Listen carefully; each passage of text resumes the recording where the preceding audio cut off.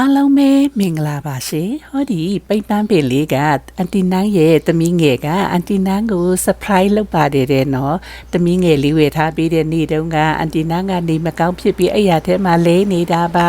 အဲ့ဒါကိုသူကအမေဆိုရင်နဲ့ပန်းပင်လေးတွေအပင်လေးတွေဝယ်ပြီးလို့ရှိရင်အမေကကျမရေးချက်ချင်းကောင်းတာတဲ့အဲ့ဒါကြောင့်မို့သူဝယ်လာတာတဲ့ကြည့်ပါဦးတကယ်လဲဝမ်းသာရပါတယ်တကယ်ကို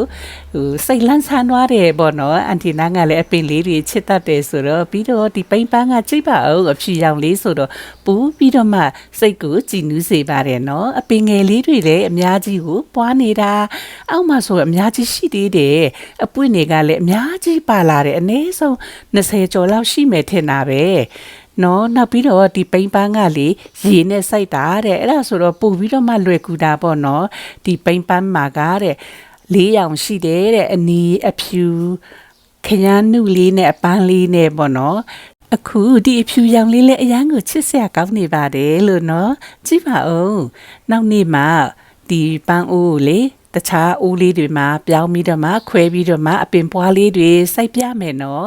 ကြည်အရန်ကိုစိတ်ချမ်းသာရတယ်လို့ဝေပြီးတဲ့သမီးငယ်လေးကျေးဇူးအများကြီးတင်ပါတယ်အရန်ကိုချစ်တယ်နော်သမီးနော်